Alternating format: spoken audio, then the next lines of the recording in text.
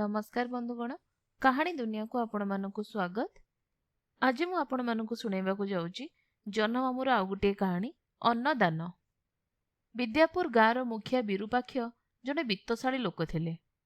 से सबुदिने गरीब मानकु दान देउथिले।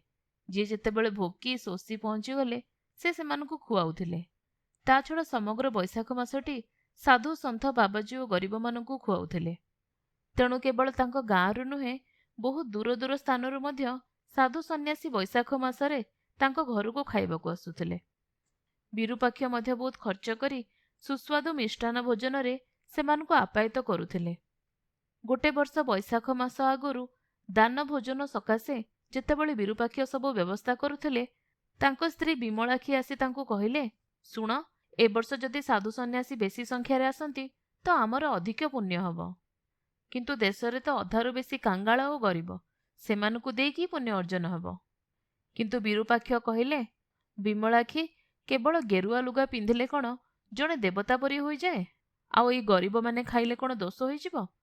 काली ठारु मो अन्नदानर कार्यक्रम आरंभ करिबि। मु जहा कहूची तमे सेही अनुसारे कार्य कर। मो कथार सत्यता तुमे निजे निजे ही जानि परिबो। एकथा कही विरूपाक्ष तांको स्त्री को पूर्व योजना कथा कहिले। प्रथम दिन 10 जन साधु आसी मंडप उपरे बसी पड़ले एवं कहिले, अन्य सबु साधु सन्यासी आसिबा पूर्वरु आमको आगे देई दियो।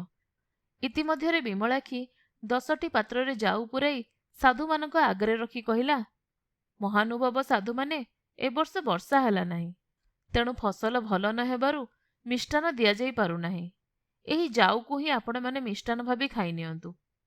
एकथा सुनु सुनु सबु साधु क्रोधरे गर्जी उठिले आउ कहिले, कण आमे सबु 10-15 माइल दूररु चाली चाली आसुचु जाऊ खाइबाकू? जदि तमे माने भल दान देई न पारिबो तेबे एपरि प्रचार करी ठकेइल काहेकी? एकथा कही जाऊपूर्ण पात्र गुड़िकु गोईठा मारी भांगी चलीगले।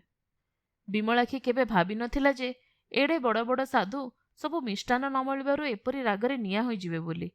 से आश्चर्य होईगला। किछि समय परे आउ एक दल साधु आसी पहुंचिले। सेमाने निज निज दाढ़ी रे हाथ बुलाई बुलाई मिष्टान अपेक्षारे आसी बसी पड़िले।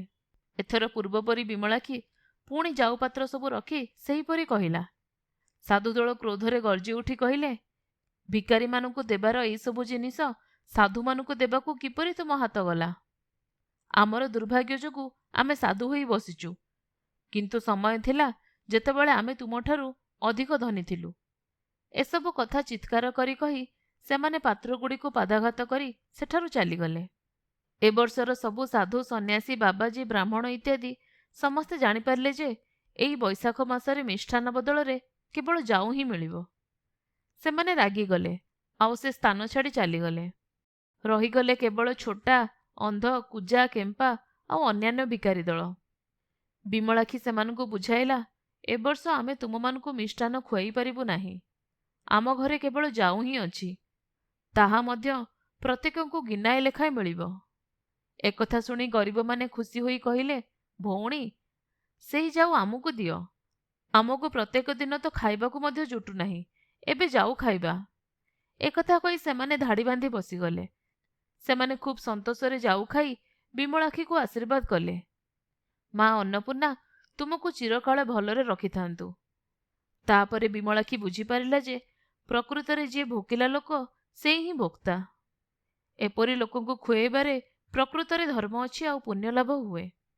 पर वर्ष ठारु से सेही मानक सकाशे अन्नदानर व्यवस्था कला। क्रमे से निज दानर यथार्थ बुझी पारिला। आपण माने सुनुथिले जह्नमामुर गोटे गप अन्नदान।